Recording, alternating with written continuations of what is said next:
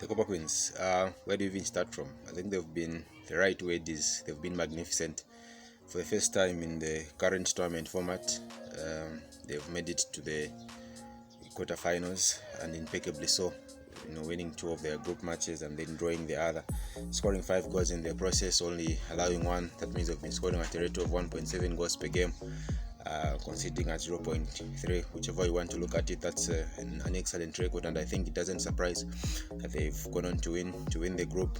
I think there's been a lot of excellent individual play as well as excellent group play. So whichever you want to look at it, I think they've been phenomenal.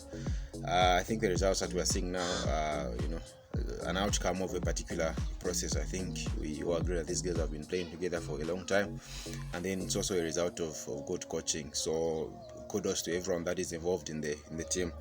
In attack, I think there have been a lot of good variations. We've seen the team play through the thirds, building up from the back onto the opposition goal mouth. That has been the first variation. The other variation that you have seen is that there's been a long dodge ball from the back. We call it a dodge, trying to beat the press. And I think Lushomo Mwemba has been excellent with that. He's able to find the wide player or the main striker with a long ball from the back. It's not the aimless one, it's one that is aimed at the striker, and she really gets it into the position where she's looking for.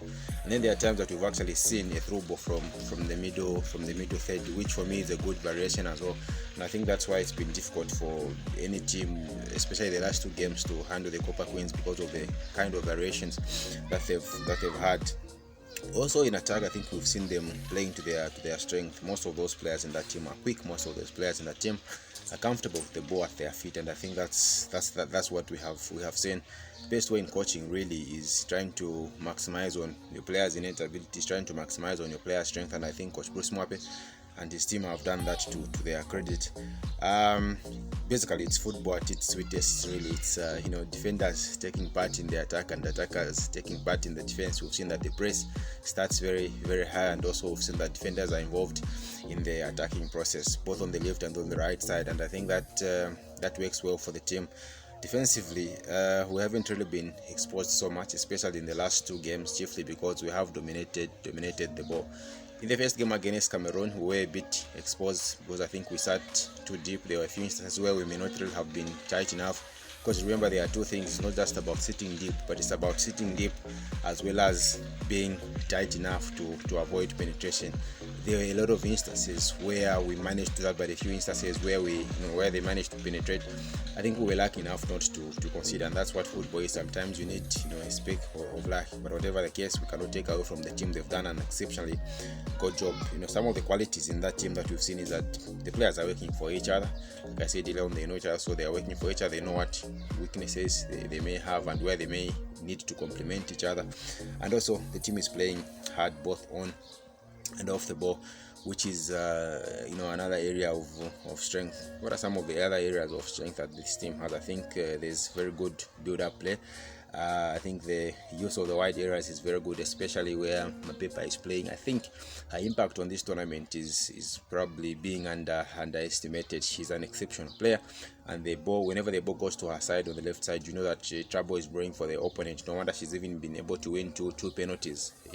She may potentially win a few much more from that side. I think there's a lot of chances that have been created, while some may not have been converted, but then the fact that a lot of chances have been created and we're having a lot of sides at goal, it is a positive. The counter press has been okay as well. I know a lot of times we'll just pay attention to the press, but then the counter press has been okay as well, where the moment you lose the ball, players begin to press from there. A good example is that of Everine Katongo. I think she's been doing an exceptional job there. Irene Lungu has been doing an exceptional job at counter pressing as well, and so a lot of good ingredients in that team. You can also not forget that we've seen a lot of repetitions in certain moves or certain passages of play in this team, which also is a sign that the coaching has been very good. It shows that there have been a lot of repetitions in training. The team knows what it is supposed to do, and they are easily able to find each other in that gear. That for me is a sign of good training and consistency. And then there's been a hold up play, especially in the last 2 matches. We struggled in the first match, I think chiefly because we didn't have an out striker. But then ever since Ochumba came on, yes, he may have missed her penalty. She may not be the most clinical striker, but the quality that she brings in terms terms of hold-up play, in terms of giving relief to the defense, in terms of helping the team push up, is exceptional, and she's really is an exceptional player. What are some of the areas that I think need attention going into the quarterfinals? I think we must try and find a way of converting those chances. That can only happen with a lot of composure in the box. Because remember, there's patience to create the chance, but also the composure to be able to bury the chances. That's something that has been lacking. But I think the fact that we've managed to score 4 goals in the last game gives a lot of positive vibes, a lot of positive energy, and shows that there are a lot of possibilities going forward in terms of converting the chances. The other thing that we need to work on is the issue of penalties. Yes, we are able to win them, and we have players in the team that are able to win them, but then it's about conversion. For me, conversion goes to, the first thing is that they need a lot of psyching. I think players do not believe in themselves that they can score. So first, that's the first thing that has to be done. And then second, there has to be a lot of practice on the practice field to ensure that players get comfortable at those. It's about replicating the match conditions. Have mini tournaments in the training camp when it comes to penalties. So the pressure is there, you replicate match conditions, and sure the players can get comfortable and be able to take the penalties. The other thing that we may have to do potentially, especially against Senegal, is that we must manage the wide areas. Whenever our fullbacks vacate those spaces and want to attack forward, there are times when I think those spaces may not have really been covered exceptionally. Yes, there are times when Margaret Belimu will make the recovery, the Shomu member will make the recovery, Martha Tembo will make the recovery. But at the end of the day, I think against more experienced campaigners, we may have to manage that better.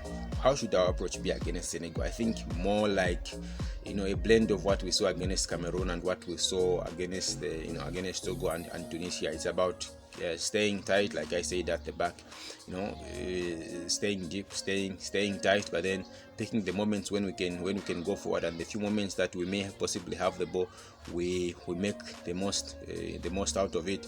Ideally, we should be the most aggressive teams, but then the balance has to be right in terms of what we do the moment we just lose the ball, the counter press, and also just ensuring that we manage our spaces very well.